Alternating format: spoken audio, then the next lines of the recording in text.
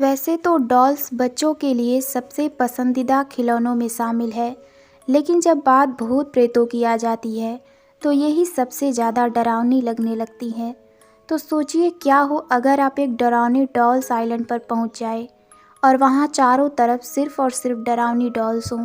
दरअसल Mexico city से 17 मील south में जोचिमिल्को कैनल में एक छोटा सा आइलैंड है जिसका नाम ला इस्ला दे ला मुनेकास है, पर अब यह डॉल्स आइलैंड के नाम से जाना जाता है।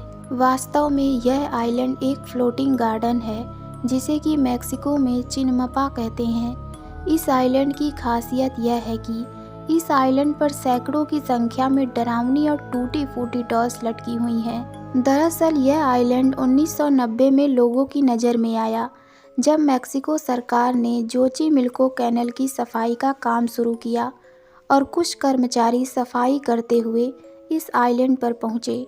अब बात यह आती है कि इतनी सारी डॉल्स इस आइलैंड पर पहुंची कैसे, उन्हें यहाँ पर किसने लटकाया और इसके पीछे कारण क्या है। इसकी कहानी भी बड़ी इंटरेस्टिंग है।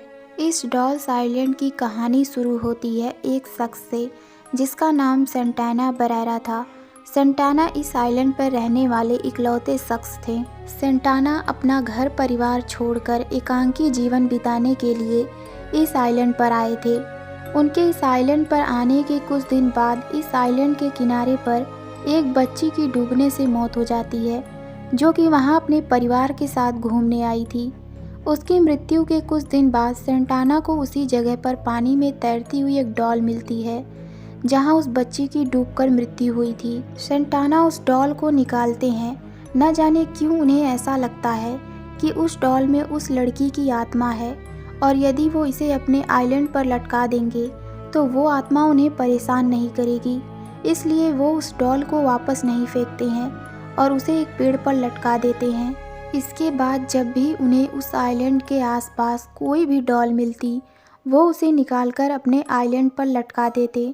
धीरे धीरे यह संख्या बढ़कर सैकड़ों में पहुंच गई। 1990 में जोचिमिल्को कैनल की सफाई के वक्त यह आइलैंड लोगों के नज़र में आया।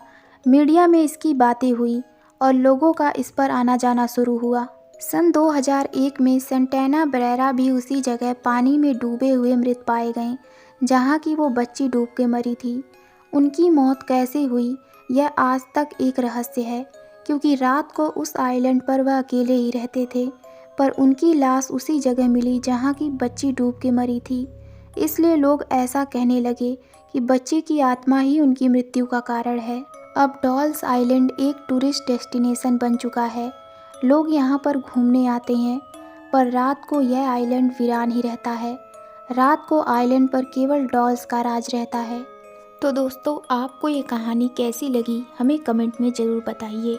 तो मिलते हैं एक नई डरावनी कहानी में। धन्यवाद।